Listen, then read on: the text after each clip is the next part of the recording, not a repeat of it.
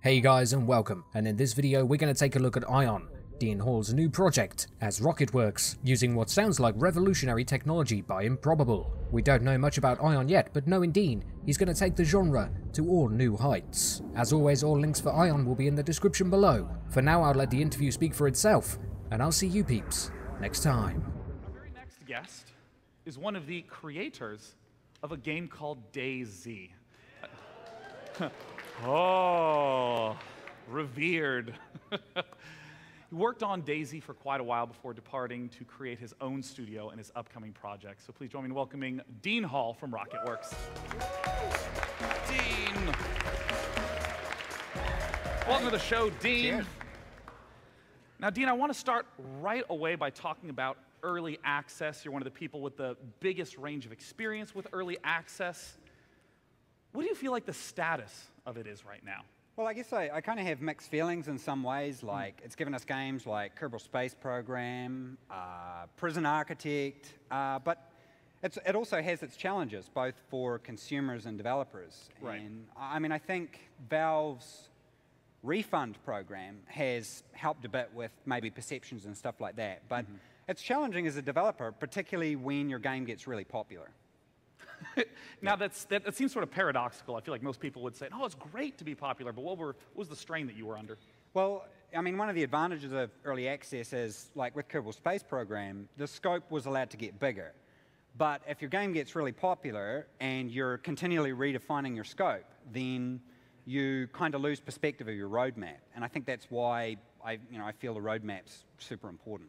Yeah, and what exactly would that constitute? Like, if you were working on another early access project, how would you want to communicate it outwardly to the consumer?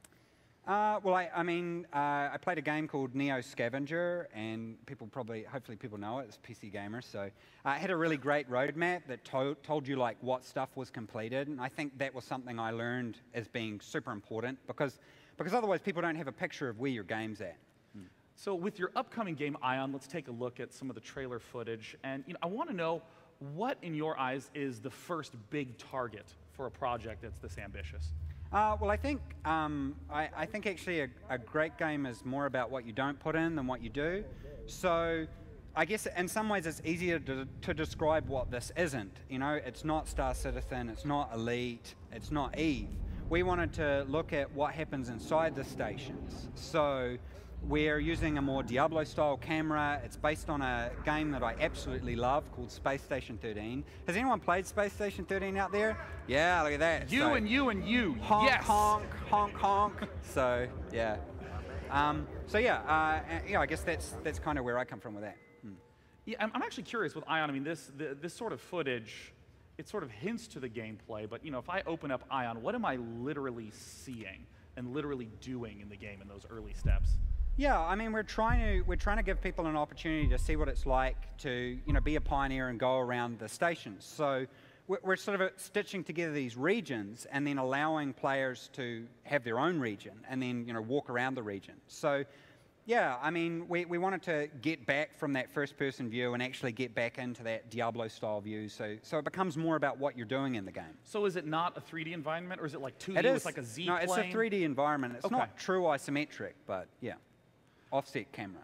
So, I mean, I know that there's a lot of ambition going into this project, and there's some people that feel like you abandoned the DayZ project. It had such a huge, ambitious scope. I mean, it pretty much spawned the zombie survival genre, and then you departed. I know a lot of people were upset. I mean, I think even on your Twitter it said that you're going to block people who talk about DayZ. I did for a while, yeah. Nice.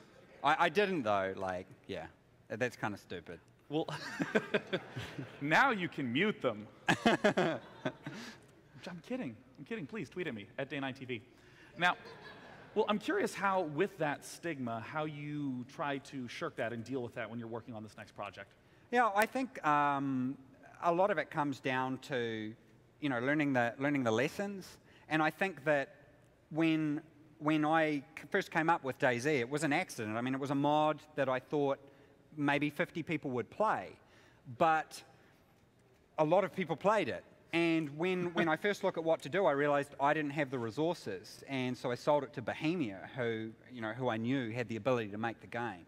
And I stayed a lot longer than I'd originally intended, but Ion is an example of a game that I've always wanted to make. And yeah, so it's a challenge, and I think really it's now about me proving that I have learned lessons and that, yeah, we deliver on stuff.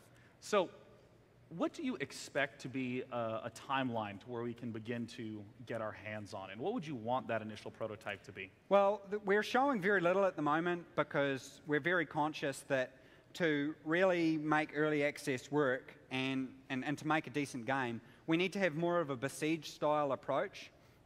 Who's played Besieged? Yeah, look at that. It's good, right? I built a catapult. They made a really polished core, and I think that's exactly what early access needs. So that's what we're doing. We don't have an exact time frame for that. We've already pushed a couple of times. Yeah. Now, because we only have a short time left, I have to ask, having played DayZ, I want to know for Ion, what's the best bug thus far? Oh, the best bug, yeah. So fairly recently, when you were clicking on another player, all their organs fell out. So we... Yeah, so it's a persistent game, so when your brain fell out, you couldn't do anything. So, and also your liver is kind of important. And if a kidney falls out, you're actually okay, you have another kidney, right? That's right, yeah. Although all your organs fell out, so... So you have realistic organ simulation in Ion? Yeah.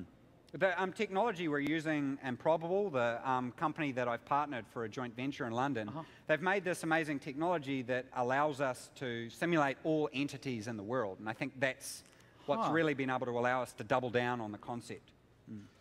Well, you've teased a lot of cool ideas. I look forward to it. Ladies and gentlemen, Dean Hall. Thanks, PC Gamers.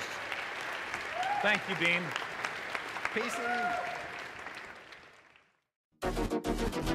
PC.